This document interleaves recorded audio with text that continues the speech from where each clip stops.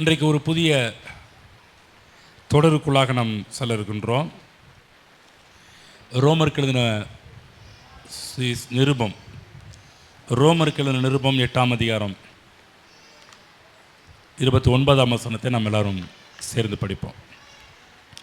தம்முடைய குமாரன் அநேக சகோதரருக்குள்ளே முதற் பேரானவராக இருக்கும் பொருட்டு தேவன் எவர்களை முன்னறிந்தாரோ அவர்களை தமது குமாரனுடைய சாயலுக்கு ஒப்பாயிருப்பதற்கு முன் குறித்திருக்கிறார்.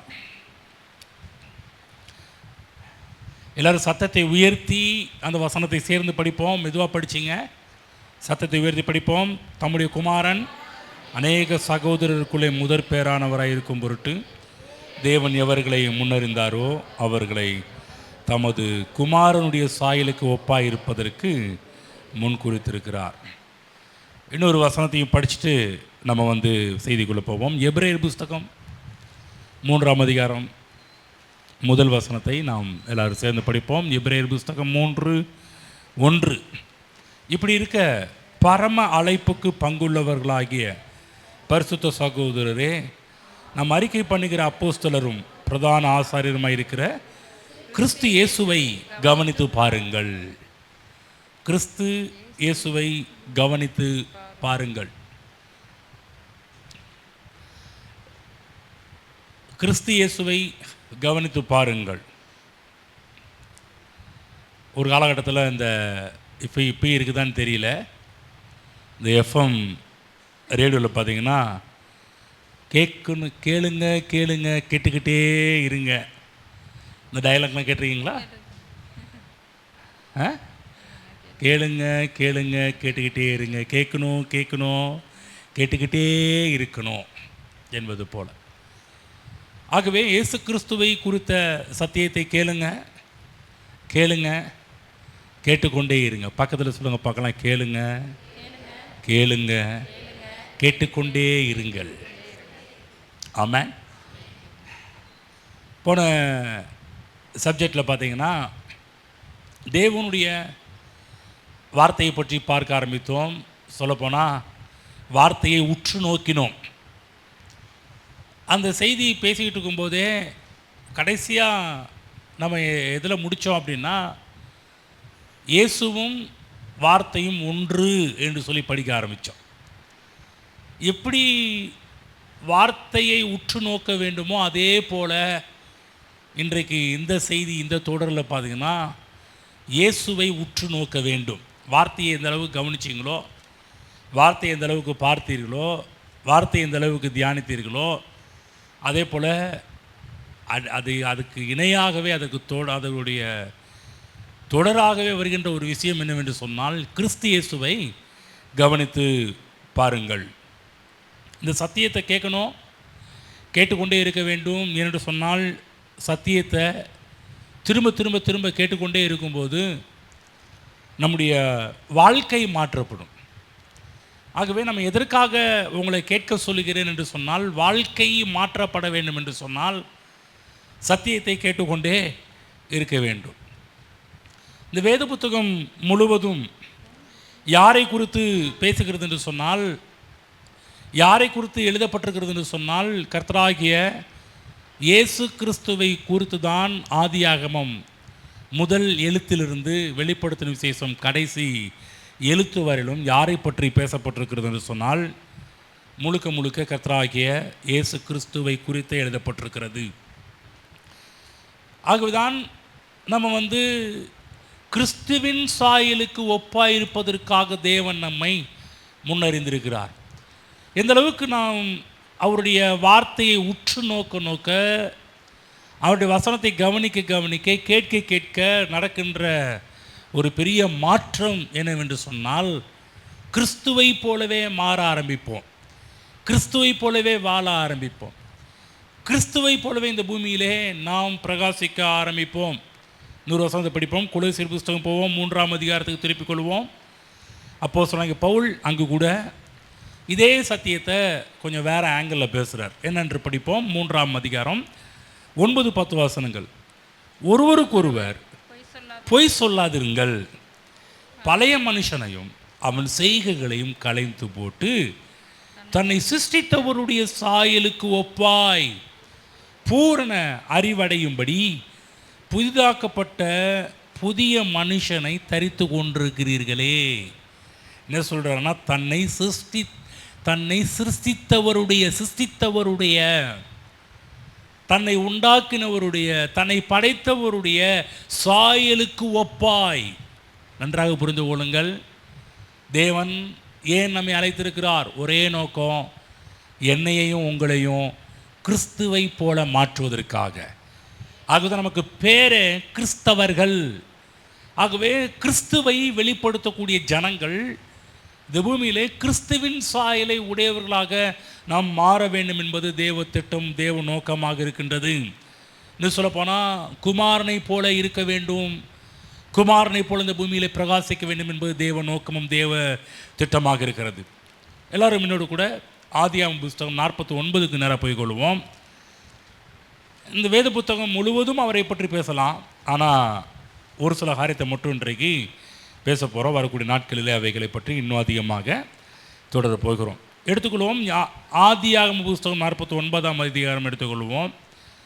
49ஆம் அதிகாரம் முதல் வசனத்தை படிங்க பார்க்கலாம். யாக்கோபு தன் குமாரரை அழைத்து, நீங்கள் கூடி வாருங்கள், கடைசி நாட்களில் உங்களுக்கு நேரிடும் காரியங்களை அறிவிப்பேன். ஓகே, யாக்கோபு தன்னுடைய குமாரரை அழைத்து, குமாரர் என்று சொன்னால் எத்தனை பேர் என்று சொன்னால் கிட்டத்தட்ட ஒரு 12 பிள்ளைகள். யாக்கோபுக்கு எத்தனை பிள்ளைங்கன்னா 12 பிள்ளைங்க. 12 பிள்ளைகளையுமே யாக்கோபு வரிசையாக நிறுத்தி அவங்கள கரெக்டாக அவங்க வரிசையானா முத பிள்ளை, 2வது பிள்ளை, 3வது பிள்ளை அப்படின்னு சொல்கிற பார்த்தீங்களா, அந்த மாதிரி வரிசையாக நிறுத்தி அவர்களை ஆசீர்வதிப்பதை பற்றி தான் இந்த ஆதியாகம புத்தகம் 49 படிக்க ஆரம்பிக்கிறோம். 12 பிள்ளைகளை வரிசை நிப்பாட்டுறார். வேதத்தில் 12 என்று சொல்லக்கூடிய ஒரு காரியம், 12 பிள்ளைங்க, 12 பிள்ளைகளில் உருவான 12 கோத்திரங்கள். வேதத்தில் பார்த்தீங்கன்னா 12 சீசர்கள். இவைகள் எல்லாமே 12 என்று சொல்லக்கூடிய நம்பர் எதை குறிக்கிறது? வேத புத்தகம் பார்த்தீங்கன்னா எண்களுக்கு முக்கியத்துவம் கொடுக்கின்றது. எண்கள் பல விஷயத்தை நமக்கு வெளிப்படுத்துகின்றது. 1ஆம் நம்பர்லேருந்து கடைசி வரையில் போயிட்டு ஒவ்வொரு நம்பரை பேச ஆரம்பித்தோம்னா ஒவ்வொரு நம்பருக்கும் ஒவ்வொரு அர்த்தம் இருக்குது. அப்போ 12ஆம் நம்பர் எதை குறிக்கிறது என்று சொன்னால் டிவைன் கவர்மெண்ட், அதாவது தெய்வீக அரசாங்கத்தை குறிக்கிற ஒரு வார்த்தை. சொல்லுங்கள், தெய்வீக அரசாங்கம். 12 என்று சொன்னால் என்ன அர்த்தம் என்று சொன்னால் தெய்வீக அரசாங்கம். உங்கள்கிட்ட சில நேரத்தில் நான் நம்பர்ஸ்க்கெலாம் அர்த்தம் கேட்பேன். இடையில திடீர்னு நிப்பாட்டி இந்த நம்பர் என்னத்தை சொல்லுது அப்படின்லாம் கேட்பேன். ஆகவே கொஞ்சம் நோட் பண்ணிட்டே வாங்க. 12ஆம் நம்பர் எதை வேதத்தில் எபிரேயத்தில் 12ஆம் நம்பர் என்று சொல்லக்கூடியது எதை குறிக்கிறது? தெய்வீக அரசாங்கத்தை குறிக்கின்ற ஒரு வார்த்தை. கவனிங்க, ஆதியாகம புத்தகத்தில் யாக்கோபு தன்னுடைய 12 பிள்ளைகளையுமே கூப்பிட்டு அவர்களுக்கு கடைசி காலகட்டத்தில் பைபிளில் போடப்பட்டிருக்குது, கூடி வாருங்கள், கடைசி நாட்களிலே உங்களுக்கு நேரிடும் காரியங்களை அறிவிப்பேன். கடைசி நாட்களில் நடக்க வேண்டிய காரியங்களை ஒவ்வொன்றாக சொல்லி உங்களுக்கு அறிவிப்பேன் என்று சொல்கிறார். கவனமாக கேளுங்க. நிறைய பேர், ஒரு சிலர் பாருங்கள், இங்கு கொஞ்சம் பழைய விசுவாசிங்க இருக்கிறீங்க, சில இடத்துல சமீபத்தில் வந்த விசுவாசிகள் இருக்கிறீங்க, இப்போ தான் வளர்ந்து கொண்டிருக்கிற விசுவாசிகளும் இருக்கிறீர்கள். சில இடத்துல நீங்கள் பைபிளை படிக்கிறீங்களா இல்லையான்னு கூட தெரியறதில்ல. ஆனாலும் எல்லாருமே கொஞ்சம் கவனமாக கேளுங்க. ஒருவேளை நல்லா பைபிளை படிக்க தெரிஞ்சவங்களாக இருந்தாலும் பரவாயில்ல, எனக்கு படிக்கவே தெரியலன்றவங்களாக இருந்தாலும் பரவாயில்ல, நாங்கள் சொல்கிறத கொஞ்சம் கவனமாக கேட்டால் போதும். யாக்கோபுக்கு 12 பிள்ளைகள். இந்த 12 பிள்ளைகள் உருவாவதுக்கு முன்பாக யாக்கோபு பார்த்திங்கன்னா அவருக்கு 2 மனைவியும் 2 மறுமனையாட்டிகள் இருந்தாங்க.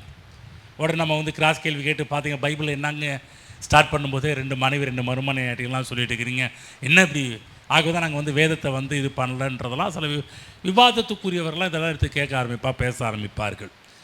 சரி, கவனமாக கேளுங்க. நம்ம அந்த விவாதத்திற்குள்ளே நாம் போய் நம்ம மூக்க நுழைக்க விரும்பலை.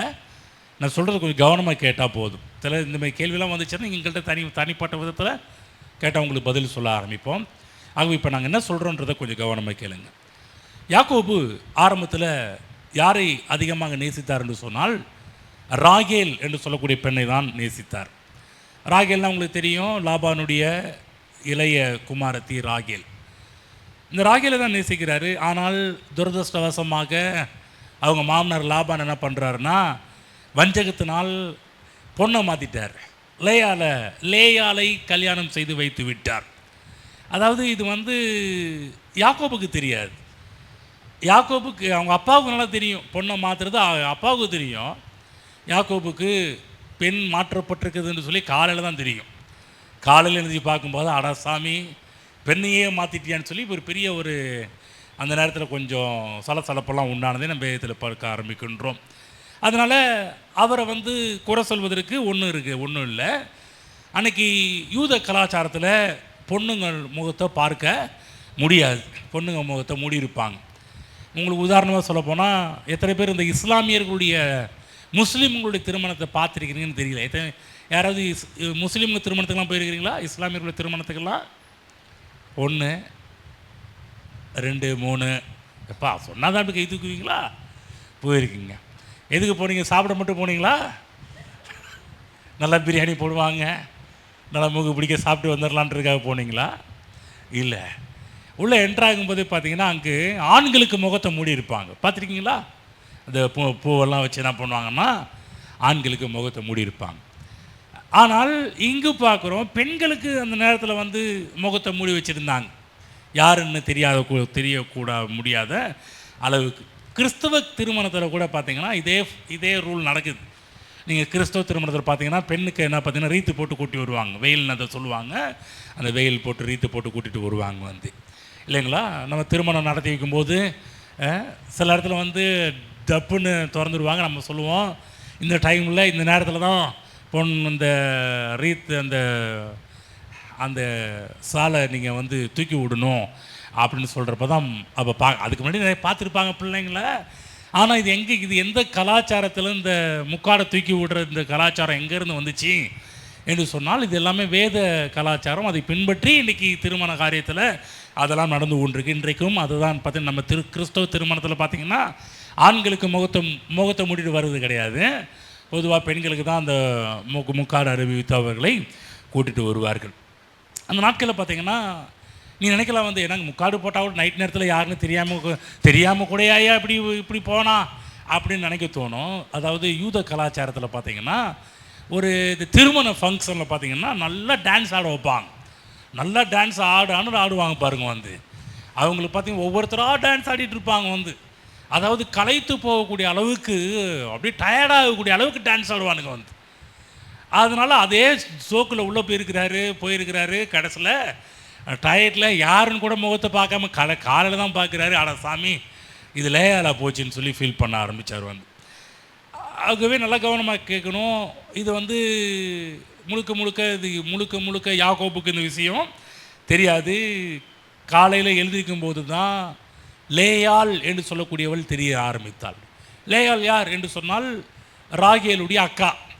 ராகேலுக்கு அக்கா லேயாள். ராகேல் யார்? லேயாளுடைய தங்கச்சி. பிற்பாடு என்ன பண்ணுறாருன்னா அந்த நாட்களில் முதல்ல லேயாலை சொல்லிட்டார், நீ ராகேலை விரும்பின, ஆனால் எங்களுடைய குடும்ப வழக்கத்தின்படி மூத்த பொண்ணு இருக்கும்போது இளைய பொண்ணை கல்யாணம் பண்ணி கொடுக்க முடியாதுப்பா. அதனால் என்ன பண்ணு, முதல்ல மூத்த பொண்ணை கல்யாணம் பண்ணிக்க, இளைய பொண்ணு வேணும்னா இன்னும் ஒரு 7 வருஷம் வேலை செய்ய, 7 வருஷம் வேலை செஞ்ச பிற்பாடு உனக்கு இளைய பொண்ணையும் உனக்கு கொடுக்குறேன்னு சொல்லி லாபான் சொன்னது நிமித்தமாக பிற்பாடு 7 வருஷம் வேலை செஞ்சு யாக்கோபு ராகேலையும் திருமணம் செய்கிறார். கவனமாக கேளுங்க. அந்த நாட்களில் வேதத்தில் போடப்பட்டிருக்குது, லேயாள் அற்பமாக எண்ணப்பட்டாள் என்று போடப்பட்டிருக்கிறது. இப்படி பண்ணிட்டானேன்னு சொல்லிட்டு மாமனார் இப்படி பண்ணிட்டான்னு சொல்லி ஒரு லேயாளை ரொம்ப அற்பமாக என்றார்.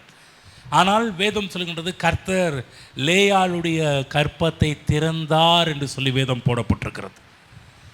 லேயாள் வரிசையாக 3 பிள்ளைகளை பெற்றெடுக்கிறாள். முதல்ல 3 பிள்ளைகளை பெற்றெடுக்கிறாள். அதுக்கு பிற்பாடு இன்னொரு 4 பிள்ளைகள் பிறக்க ஆரம்பிக்கிறார்கள். அதில் ஒருத்தி பெண்.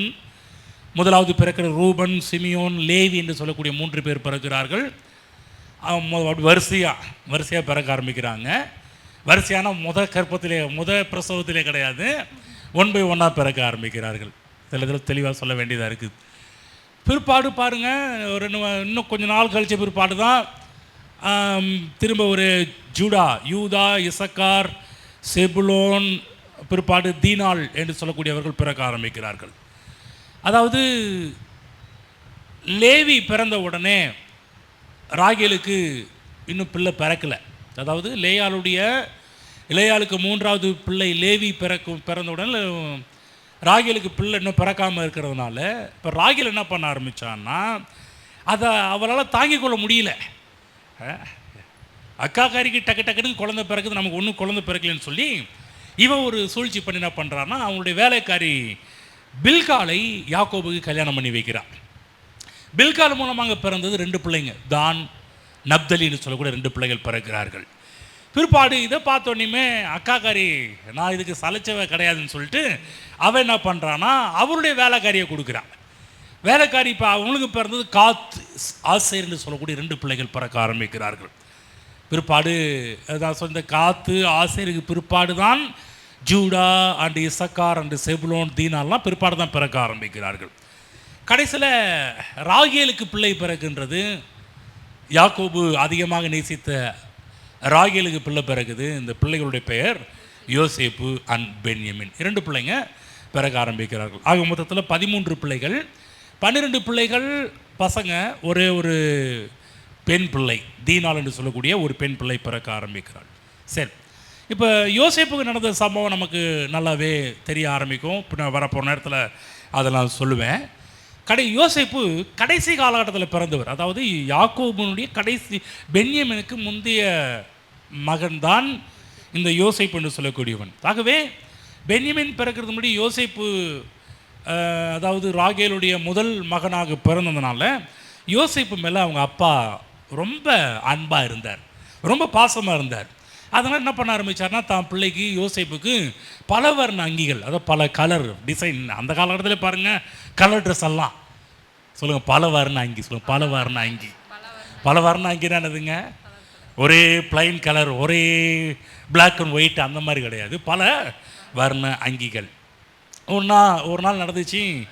ஒரு நாள் அவங்க சகோதரர்களுக்கு சாப்பாடு கொடுக்க விசாரிக்கும் போகும்போது பார்த்திங்கன்னா நமக்கு தெரியும், அவங்க அண்ணன்மார்கள் யோசேப்பை அடித்து அவனை குழியில் போட்டுட்டாங்கன்னு சொல்லிட்டு வந்து பிற்பாடு அதில் இருக்கிற ஒருத்தர் என்ன பண்ணுறான், நம்ம குழியில் போடுறதுக்கு பதிலாக அவனை விற்றுட்டா கூட நமக்கு வந்து ஏதாவது காசாவது கிடைக்குமென்னு சொல்லிட்டு யோசேப்பை எகிப்து மக்களிடம் அதாவது மீதியான்கள் விற்கிறாங்க. மீதியான்கள் கொண்டு போய் என்ன பண்ணுறாங்கன்னா எகிப்தில் அவனை வந்து சேல்ஸ் பண்ணுறாங்க. அந்த காலகட்டத்தில் ஒரு அடிமை வியாபாரம் நடந்து கொண்டது காலகட்டத்தில் யோசேப்பை அடிமையாக எகிப்தில் விற்க ஆரம்பித்தார்கள்.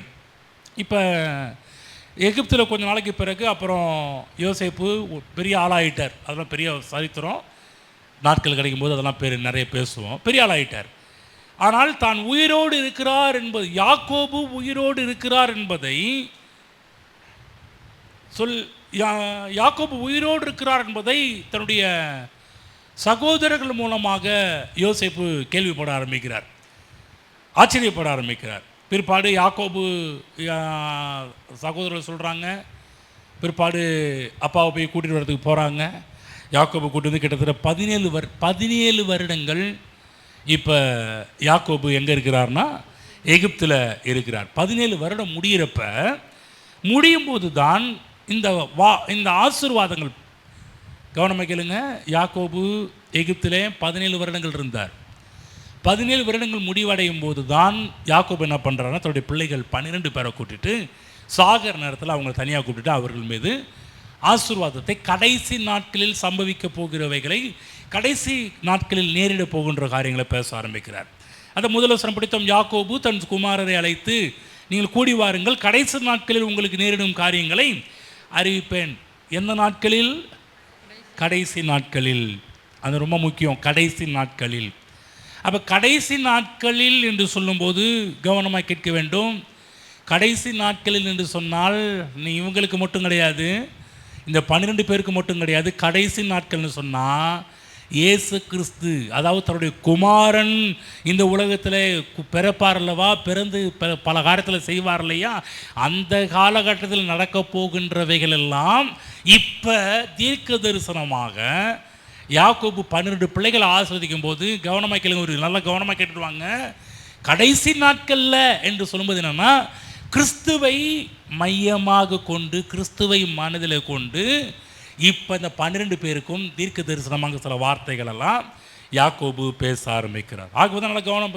நான் அடிக்கடி சொல்கிற ஒரு காரியம், வேத புத்தகம் முழுவதும் யாரை குறித்து இருக்கிறது என்று சொன்னால் நன்றாக புரிந்து கொள்ள வேண்டும். இந்த வேத புத்தகம் முழுவதும் இயேசு கிறிஸ்துவை குறித்த புஸ்தகமாக இருக்கின்றது.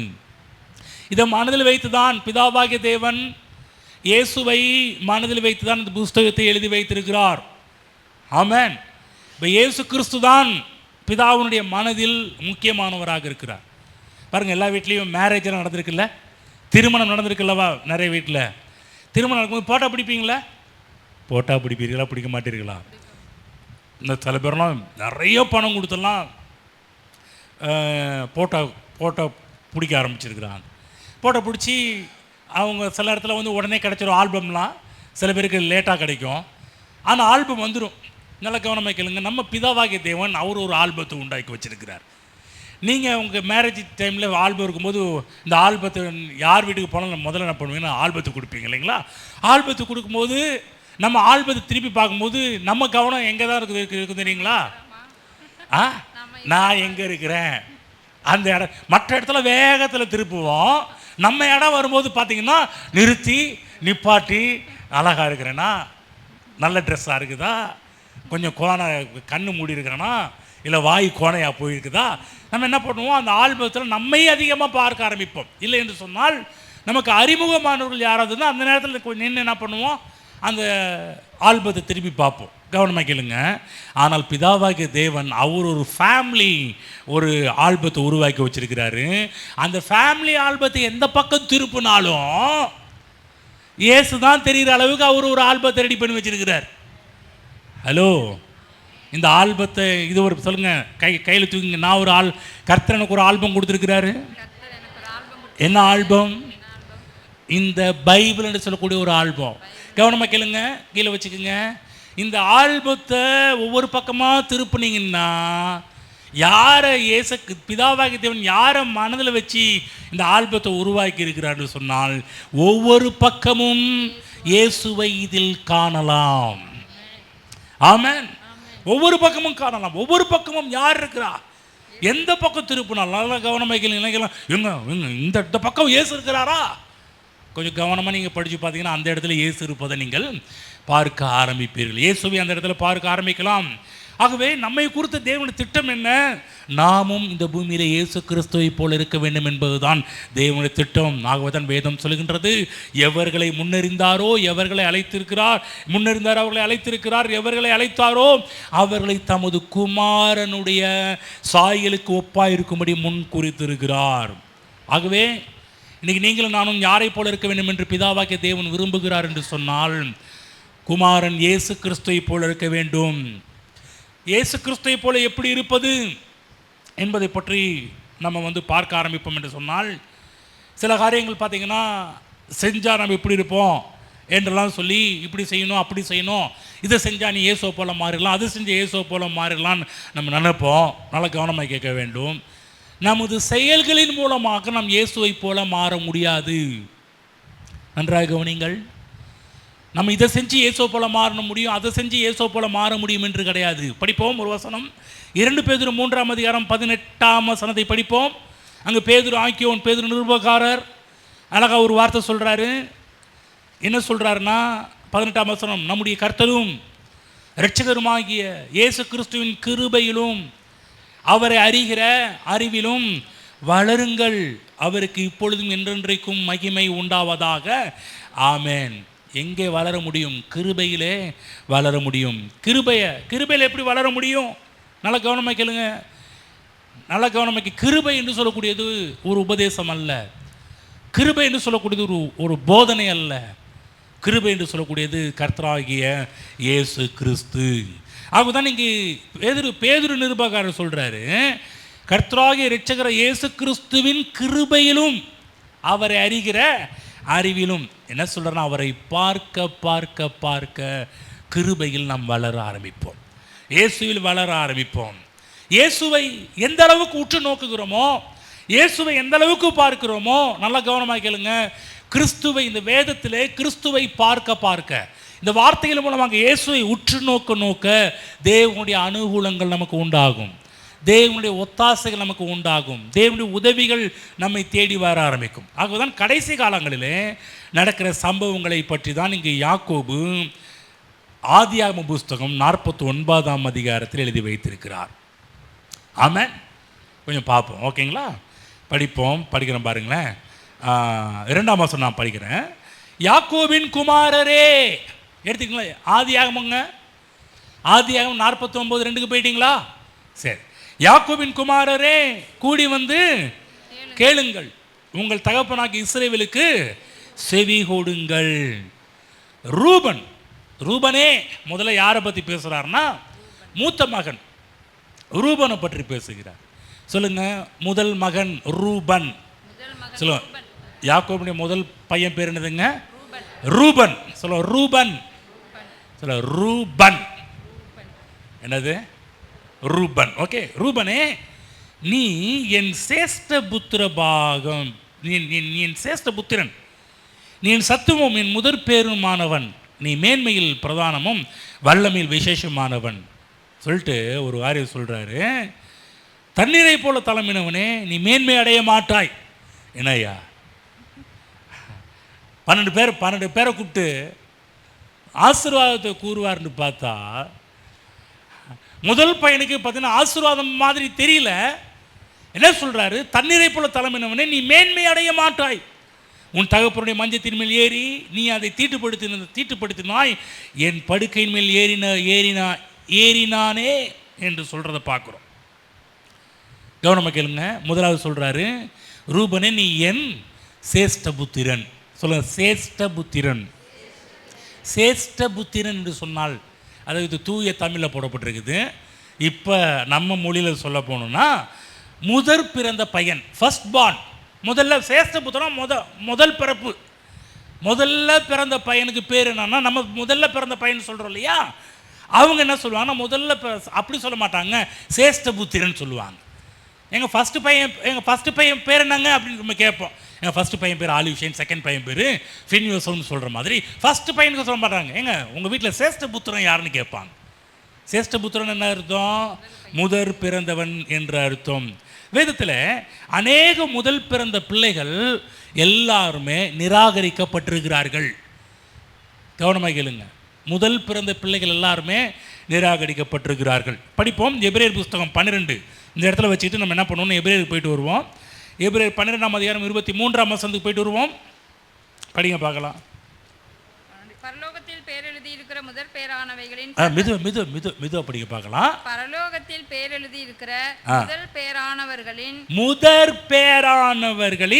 சர்வ சங்கமாகிய சபை. கவனிச்சிங்களா? அங்க சேஷ்டபுத்திரம் முதற் பேரானவர்கள். முதற் பேரானவன் என்ன அர்த்தம்? சேஷ்டபுத்திரம் முதற் பேரானவர்களுடைய சர்வ சங்கமாகிய சபையின் இடத்திற்கும். இப்போ சபையை என்ன சொல்றாரு அப்படின்னா, அதான் ஃபர்ஸ்ட் பார்ன் சொல்றார். சபை என்ன? அதான் முதற் பிறந்தவன். சபை என்று சொன்னால் சேஷ்ட புத்திரன் என்று போடப்பட்டிருக்கிறது. அப்போ அது மட்டுமல்ல, இன்னொரு அர்த்தம் சொல்லப்பட்டிருக்கு. சபையின் முதற் பேரானவர்களின் சர்வ சங்கமாகிய சபையின் இடத்திற்கும் என்று சொன்னால் முதற் பிறந்தவர் கர்த்தராகிய இயேசு கிறிஸ்து. எனக்கு நாங்கள் இயேசு கிறிஸ்து சொல்கிறீங்க, ஆனால் அவர் எப்போ பிறந்தார்? 4000 வருடங்களுக்கு பிறகு தானே அவர் பிறந்தார் என்று நீங்கள் கேட்கலாம். முதல்ல பிறந்தது யார்? நம்ம பொதுவாக முதல்ல பிறந்தது யாருன்னு கேட்டாலே நம்ம யாரும் சொல்லுவோம்? ஆதாமும் ஏவாளும் தாங்க முதல்ல பிறந்ததுன்னு சொல்லுவோம். ஆனால் வேதம் சொல்கின்றது முதற் பிறந்தவர் யாருன்னு சொன்னால் அது கர்த்தராகிய இயேசு கிறிஸ்து. எதை பற்றி சொல்லப்பட்டிருக்குது? மறுபடியும் பிறந்தவர்களில் முதற் பேரானவர் கர்த்தராகிய இயேசு கிறிஸ்து, அவருடைய சபை என்று வேதத்தில் போடப்பட்டிருக்கிறது. அப்போ வேதத்தில் ஆசீர்வாதம் முதல்ல பார்த்தீங்கன்னா ஃபஸ்ட்டு வந்தது பார்த்தீங்கன்னா முதல் பிறந்தவங்க தான் ஆசீர்வாதம் போகணும். ஆனால் முதல் பிறந்தவர்களாம் நிராகரிக்கப்பட்டார்கள்.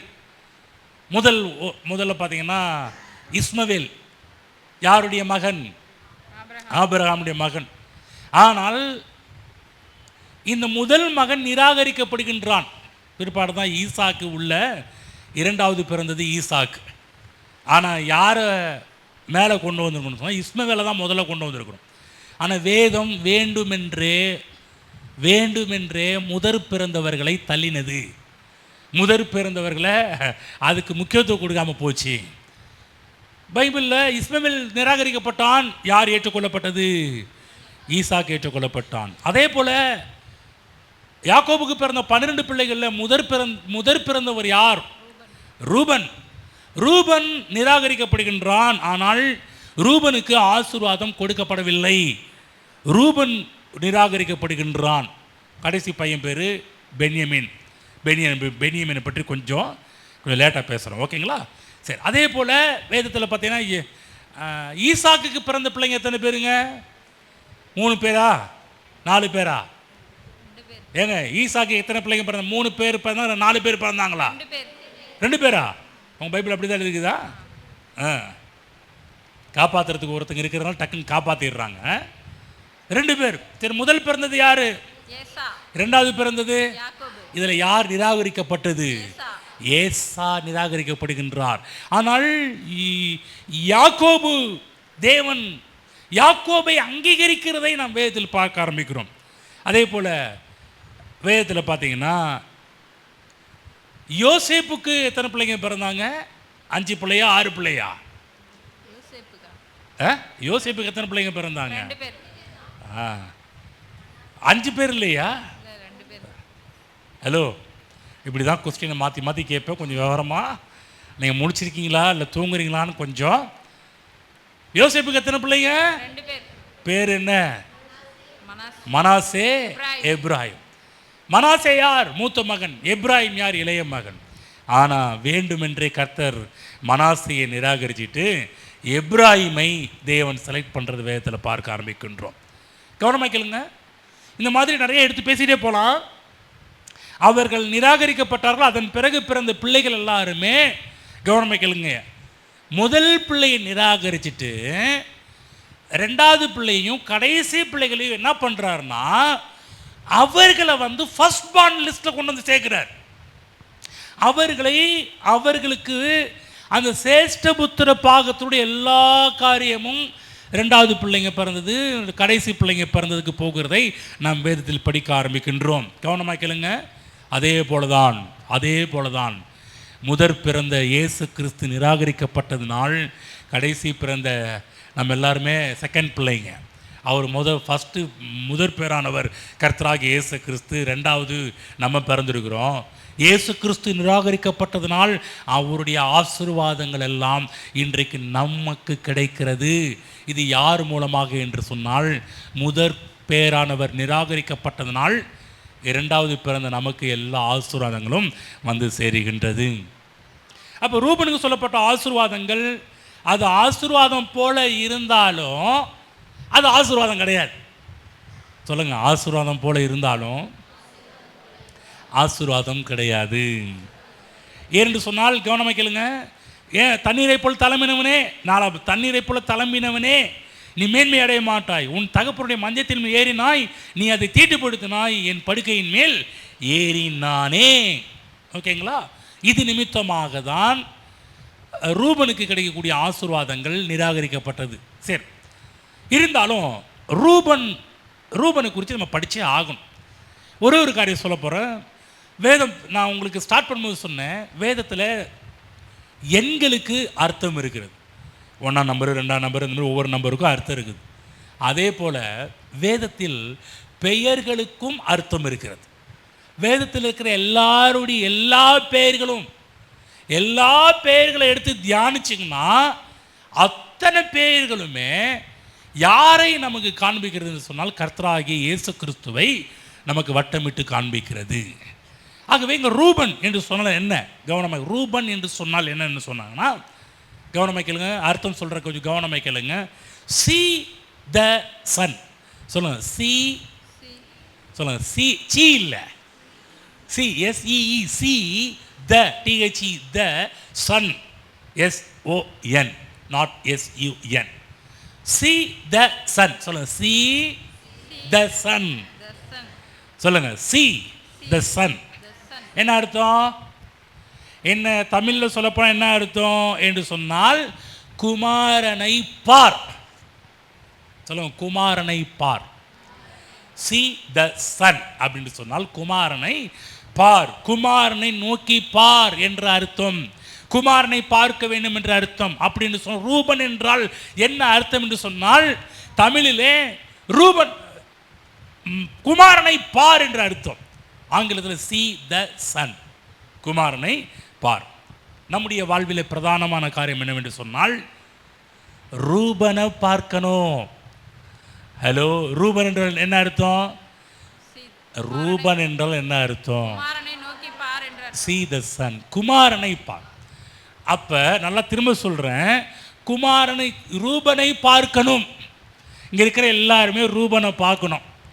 ஹலோ, நீங்கள் மற்ற ரூபன்லாம் அந்த ரூபனை சொல்லலை, உண்மையாகவே ரூபன் என்று ரூபன் என்ற வார்த்தைக்கு பெயர் என்னவென்று சொன்னால் see the son, குமாரனை பார். பிறந்த பிள்ளைகள் எல்லாருக்குமே பார்த்தீங்கன்னா பிள்ளைகளுக்கு பைபிளில் தாய் தான் பேர் வைக்கிறாங்க.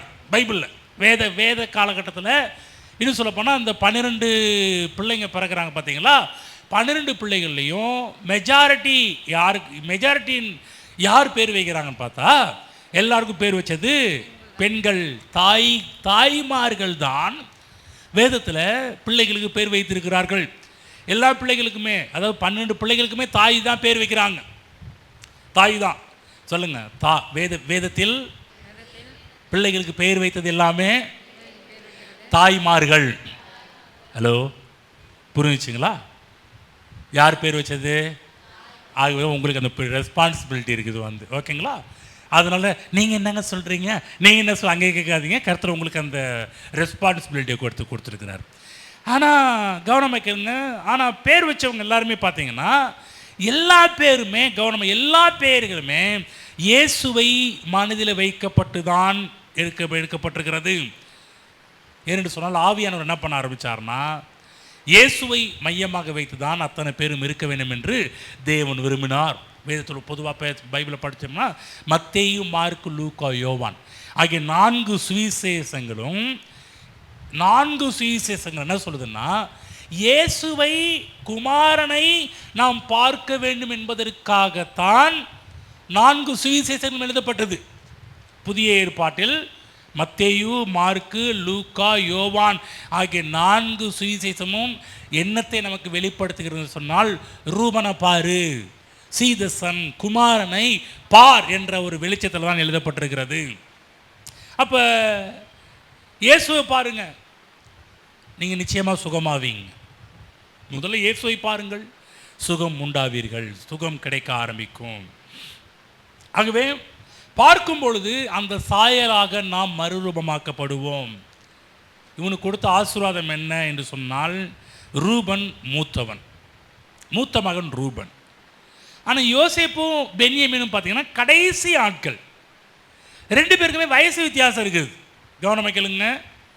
ரூபன் ஃபஸ்ட்டு பிறந்தவன், அதுக்கப்புறம் நிறைய பிள்ளைங்க பிறந்தாங்க. லாஸ்ட்டில் தான் கடைசியாக பிறந்தவங்க தான் யோசேப்பும் பென்யமீனும்.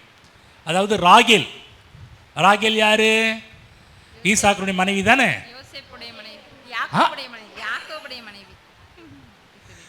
ராகேல் யாரு? யாக்கோபுடைய இன்பமான ஒரு மனைவி. இந்த ராகேல் சாகர் நேரத்தில் பிறக்கிற பிள்ளைங்க தான் பார்த்தீங்கன்னா இந்த அதுக்கு முன்னாடி ஃபஸ்ட்டு பிறந்த பிள்ளை யோசேப்பு, சாக போகிறப்ப பிறந்த பிள்ளை பார்த்தீங்கன்னா பென்யமீன். படிப்போம். ஆதியாகமம் 35ஆம் அதிகாரம். இதெல்லாம் பைபிள் தெரிஞ்சவங்களுக்கு நான் சொல்கிறது இன்றைக்கி நல்லா புரியும். பைபிள் தெரியாதவங்களுக்கு கொஞ்சம் லேட்டாக தான் புரியும். 35ஆம் அதிகாரம் 18ஆம் வசனம் படிக்கலாம். மரண காலத்தில் அவள் ஆத்துமா பிரியும் போது அவனுக்கு அவள் என்றால் யார்? ராகேல். அவனுக்கு பெனோலி என்று பெயரிட்டாள். பெனோனி என்று பெயரிட்டாள். அவன் தகப்பனோ அவனுக்கு பென்யமீன் என்று பெயரிட்டான். கவனமாக கேளுங்க. என்னன்னா மரண காலத்தில் தாய் ராகேல் பேர் வைக்கிறாங்க, பெனோனி என்று சொல்லி பேர் வைக்கிறாங்க. தகப்பன், கவனமாக கேளுங்க, ஒரு விஷயம் கவனமாக. வேதத்தில் எல்லா பிள்ளைகளுக்கும் நான் ஏற்கனவே சொன்னேன் யார் தான் பேர் வச்சுருக்காங்க? தாய்மார்கள் தான் வச்சுருக்கிறாங்க. ஆனால் பென்யமீன் பிறந்தபோது தாய் தான் பேர் வைக்கிறாங்க.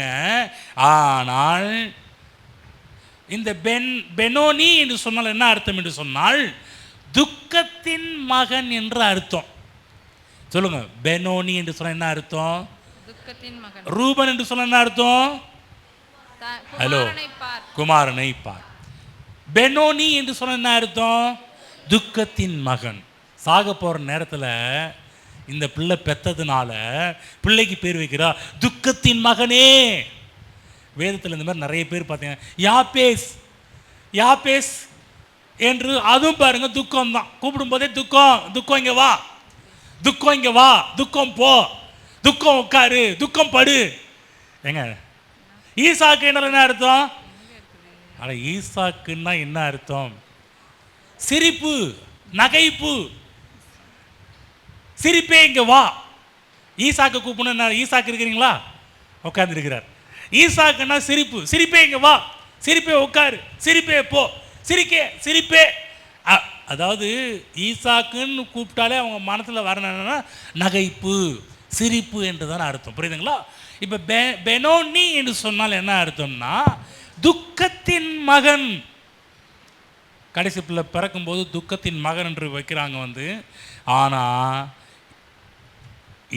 யாக்கோபு கொஞ்சம் குறுக்கீடு பண்ணி அவன் துக்கத்தின் மகன் அல்ல, அவனுக்கு பென்யமீன் என்று பெயரிட்டான். சொல்லுங்க, பென்யமீன். சொல்லுங்க, பென்யமீன். அம்மா என்ன பேர் வச்சாங்க? துக்கத்தின் மகன். பென்யமீன் பேர், இவர் பென்யமீன் பேர் வைக்கிறார்.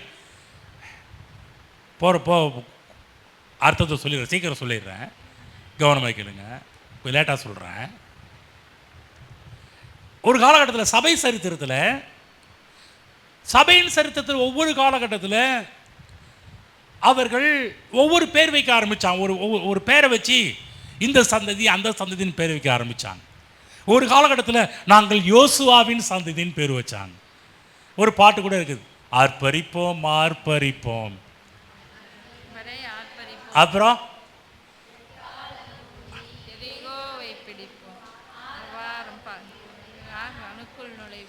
இது எழுப்புதலின் நேரம் அல்லவோ, இது யோசுவாவின் காலம் அல்லவோ, இது யோசுவாவின் காலம் இல்லைங்களா? நம்ம எல்லாரும் அந்த ஒரு காலகட்டத்தில் இந்த பாட்டு ரொம்ப ஹிட்டாக இருந்துச்சு. நம்ம எல்லாருமே பாடணும், நம்ம டான்ஸ் எல்லாம் போட்டோம், சர்ச்சில் டான்ஸ் எல்லாம் அதுக்கு பக்காவாக ஆட ஆரம்பித்தாங்க. நாங்களாம் யோசுவாவின் சந்ததி. கவனமாக கேளுங்க, ஒவ்வொரு காலகட்டத்தில் சபைக்கு ஒரு பேர்கள் வைக்க யோசுவாவின் சந்ததி. ஒரு காலகட்டத்தில் சபை சரித்திரத்தில் சபைக்கு என்ன பேர் வச்சாங்கன்னா தாவீதின் சந்ததியின் பேர் வச்சாங்க. இவங்க டேவிட் ஜெனரேஷன் அப்படின்னாங்க, தாவீதின் சந்ததின்னு சொல்ல ஆரம்பித்தாங்க. இன்னொரு காலகட்டத்தில் சபைக்கு ஒரு பேர் வைக்க ஆரம்பித்தாங்க, இவர்கள் லாஸ்ட் ஜெனரேஷன் பேர் வச்சாங்க. அதாவது சொன்னாங்க நாம தாங்க கடைசி கால சந்ததி அப்படின்னு பேர் வச்சாங்க. கவனமாக கேளுங்க, இப்படி பேர் வைத்திருக்கிறார்கள். ஆனால் வேதத்தில் உண்மையாக ஒரு சந்ததி இருக்கும் என்று சொன்னால், என்ன சந்ததி என்று சொன்னால் அது பென்யமின் சந்ததி. இன்றைக்கு நாம் யோசுவாவின் சந்ததியும் அல்ல, தாவீதின் சந்ததியும் அல்ல, நம் கடைசி கால சந்ததியும் கிடையாது. இங்கே இருக்கிற நாம் எல்லாருமே யாருடைய சந்ததி என்று சொன்னால் பென்யமின் சந்ததிகள். சொல்லுங்க, பென்யமின் ஜெனரேஷன். என்னங்க இதுவரை நீங்கள் இந்த வார்த்தையை கேட்டிருக்க மாட்டீங்க, நீங்கள் கேட்குறீங்க. நிறைய விஷயங்கள் இருக்குது, மெதுவாக தான் சொல்லுவேன். ஆனால் நமக்கு இருக்கிற நேரம் கொஞ்சம் குறைவாக இருக்குது. நீ எவ்வளவு ஷார்ப்பாக கவனிக்கணும் அந்தளவுக்கு ஷார்ப்பாக சில விஷயங்களை நீங்கள் பெற்றுக்கொள்ள ஆரம்பிப்பீர்கள். கவனமாக கேளுங்க. இப்போ இந்த பென்யமின் சபைக்கு அடையாளமாக இருக்கின்றார்கள். ஒரு காலகட்டத்தில் பார்த்திங்கன்னா சபை பார்த்திங்கன்னா ஒரு காலகட்டத்தில் சபை என்று சொன்னாலே சபைக்கு அர்த்தம் என்று சொன்னால் சபை வேதத்தில் பார்த்திங்கன்னா சியோன் குமாரத்தி என்று வரும். இந்தமாதிரி சபையை பற்றி சொல்லும்போது சபை எதுக்கு பெயர் எந்த ஆணா பெண்ணான்னு சொல்லி பார்த்தீங்கன்னா சபை ஒரு பெண்ணுக்கு இணையாக பேசப்பட்டிருக்கிறது. மணவாட்டி. மணவாட்டி என்றால் எது? சபை மணவாளனா சபை மணவாட்டியா? ஹலோ, நீங்கள் பதில் சொல்லி ஆகணும். ஏன்னா ரொம்ப நாள்லாம் 6 மணி நேரம் நிறைய மெசேஜ்லாம் கேட்டிருக்கிறீங்க. டக்குன்னு உங்களை அதெல்லாம் ரிமைண்ட் பண்ணுறேன். சபைக்கு ஒரு பேர் கொடுக்கப்பட்டு சபையின் பேர் மணவாட்டி. மணவாளன் கிடையாது. இங்கே நம்ம எல்லாருக்கும் ஒரு பேர் மணவாட்டி. மணவாட்டியாக நாம் எல்லாருமே மணவாளனை சந்திக்க போகிறோம். மணவாளன் என்றால் யார்? கர்த்தராக இயேசு கிறிஸ்து. இயேசுவை சந்திப்பதற்காக போகின்றோம். கவனமாக கேளுங்க. கடைசி பிள்ளை பிறக்கும்போது தகப்பன் பேர் வைக்கிறார். என்னவென்று சொன்னால் பெனோனி கிடையாது, பென்யமின் பேர் வைக்கிறார். பென்யமின் என்று சொன்னால் இது உண்மையிலே சொல்லப்போனால் லாஸ்ட் ஜெனரேஷன் தான். ஆனால் பேர் லாஸ்ட் ஜெனரேஷன் அப்படி சொல்லக்கூடாது. கடைசி நேரத்தில் ராகேல் இந்த பிள்ளையை பெற்றதுனால துக்கத்தின் மகன் என்று பேர் வைக்கிறாள். ஆனால் இன்றைக்கு நாம் துக்கத்தின் பிள்ளைகள் கிடையாது. இயேசு கிறிஸ்து நம்மை பெற்றெடுத்திருக்கிறார். ஆமென். இயேசு கிறிஸ்து நம்மை பெற்றெடுப்பதற்கு அவர் எல்லா துக்கத்தையும் அனுபவித்தார், எல்லா பாடுபட்டார். புதன்கிழமை வந்திருந்தீங்கன்னா புரியும், இயேசுவின் கற்ப வேதனை என்று சொல்லி பேச ஆரம்பித்தேன். அவ்வளோ கற்ப வேதனைப்பட்டார், துக்கம் நிறைந்தவராய், பாடு அனுபவித்தவராய் நம்முடைய எல்லா துக்கத்தையும் வேதனைகளையும் சுமந்தார். இப்போ நம்ம யாருடைய சந்ததி என்று சொன்னால் இயேசுவின் சந்ததி. இயேசுவின் சந்ததி என்று சொல்கிறதை விட பென்யமீனின் சந்ததி. என்னங்க சொல்கிறீங்க? என்ன குழப்புறீங்க? இல்லை உண்மையாக சொல்லுங்கள், நீ பென்யமீன் சந்ததியா இல்லை இயேசுவின் சந்ததி? ரெண்டில் என்ன அர்த்தம்? கவனமாக கேளுங்க. இயேசு என்றாலும் பென்யமீன் என்று சொன்னாலும் என்னவென்று சொன்னால், பென்யமீன் என்று சொன்னாலே கிருபை. சொல்லுங்க, கிருபை. பென்யமீன் என்று சொன்னால் யார்? கிருபை. இயேசு கிறிஸ்து என்றால் என்ன? இயேசு கிறிஸ்து கிருபை ஒரு போதனை அல்ல, கிருபை ஒரு பிரசங்கம் அல்ல, கிருபை அது இயேசு கிறிஸ்து. அப்படி என்றால் கவனமாக கேளுங்க. சாகர் நேரத்தில் கடைசியில் பிறந்தது யார் என்று சொன்னால் பெனோனி அல்ல, பென்யமீன். அம்மா தாய் துக்கத்தின் மகன் பேர் வச்சா. யாக்கோபு துக்கத்தின் பிள்ளை இல்லையா, இது கிருபையின் மகன். கிருபை. அதுதான் வேதங்கிறது அற்புதமான ஒரு புஸ்தகம். வேதத்தை மேலோட்டமாக பார்க்கக்கூடாது, வேதத்தை பசியோடு படிக்க வேண்டும். அதுதான் இயேசு கிறிஸ்து சொன்னார், அழிந்து போகிற போஜனத்துக்காக நாடி தேடுறீங்க, என்றென்றைக்கும் அழியாத போஜனம் அது கர்த்தருடைய வசனம், அதை நாடி தேடுங்கள். ஆமென். வசனத்தை நாடுங்க.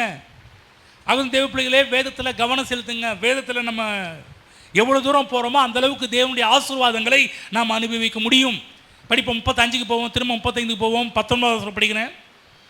ராகேல் மரித்து பெத்லெகேம் என்னும் எப்ராத்தா ஊருக்கு போகிற வழியில் அடக்கம் பண்ணப்பட்டாள். அவன் கல்லறை மேல் யாக்கோபு ஒரு தூணை நிறுத்தினான். அதுவே இந்நாள் வரைக்கும் இருக்கிற ராகேலுடைய கல்லறையின் தூண். கவனமாக கேளுங்க. இஸ்ரவேல் ஜனங்கள் பிரயாணம் பண்ணி ஏதேர் என்ற ஒரு பட்டணத்துக்கு வரும்போது கோபுரத்தை அங்கே பார்க்குறாங்க. இஸ்ரவேல் அந்த தேசத்தில் தங்கி குடியிருக்கும் போதெல்லாம் ரூபன் போய் அந்த இடத்துக்கு போயிட்டு வருவான்.